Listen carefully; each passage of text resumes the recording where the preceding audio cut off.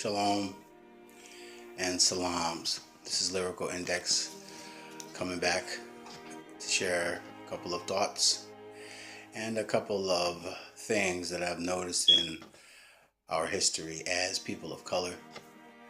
First of all, I'd like to share a concept that we know as called the tale of the dirty dozens. Now, during slavery times, the slave master would take a dozen of slaves during the transatlantic slave period, during the Diaspora, and separate slave by slave due to the complexion or due to the actual physical strength or due to the actual physical makeup of each slave. Whatever slave that was considered deficient or whatever slave that was considered incapable of doing the master's work would be put aside. And therefore this started the slaves talking within each other, the group, noticing how they were separated due to being discriminated against by the slave master. So one would be separated because he had a limb that was broken. One would be separated because of mental retardation. One would be separated due to not being able to perform any task. And this started to culminate a culture within the diaspora, the transatlantic slave trade, that separated us as people of color at that time. And therefore we started to do name calling. You got a big head, buck tooth, you're ugly, you're stupid. So with that, we had another concept called crabs in a barrel. Crabs are always looking for a way to get out. When a crab is next to another crab, automatically they start to fight to keep their own space.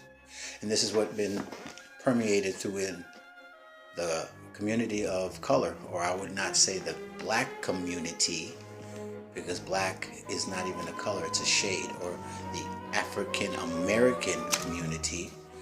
We start doing that upon ourselves, looking at each other by prejudgment or prejudicial terms. So this is a culture that slowed it to permeate, and we continue to see that. Now these days, when we see brothers coming together, one's quick to prejudge, to look at him speculatively or skeptically, and that already gives you one strike against your brother, and there's another strike already due from the oppressor. So we're already 2 strikes down and 1 strike for success left. Next we have a concept called picnic.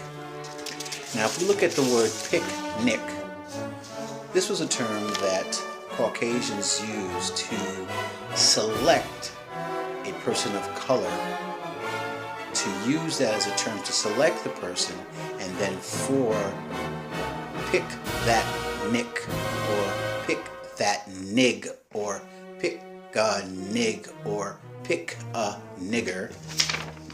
As we see with this concept here, picnic, pick nig, pick a nig, or pick a nigger. And that was an outing that most Caucasians used that time to round up slaves or round up any black person after the post-transatlantic slave trade during our civil rights time, antebellum, and used to hang us and burn us and castrate us and cut off ears and specific parts of our body and use them as trophies due to our, in their eyes, inferiority, but knowing us due to our melanin.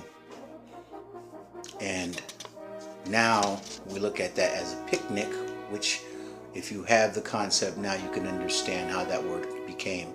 So now when you're saying the word picnic, think of that and use another term, outing, or we're going to have a barbecue.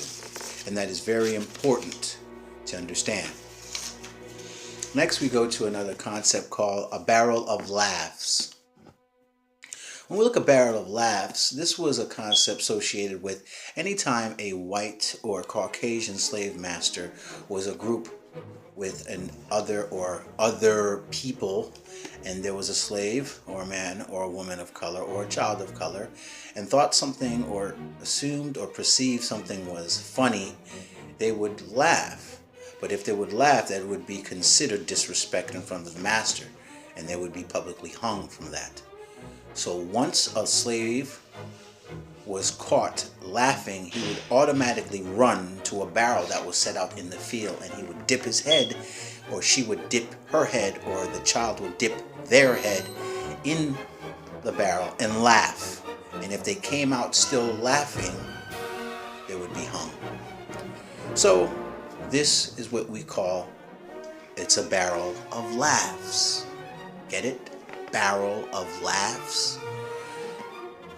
So we can see some of these concepts that came into time after antebellum, post-slavery, that we would say, but we don't know the history of these words. Another term that came out with the civil rights era, a little precursor of that, was the word honky. And we would call that the Caucasian honky. But this was a term when the actual whites were trying to integrate with blacks. They would come into the black neighborhood and turn off their lights. And when they get to the particular woman that they were interested in, they would beep beep, honk their horns. So if any person would come in the neighborhood, particularly a white person, or even a white woman looking for a black man, or a white man looking for a black woman, they would come in the neighborhood, turn off their lights, park by the house, and beep beep, honk their horn. So therefore you have the term honky.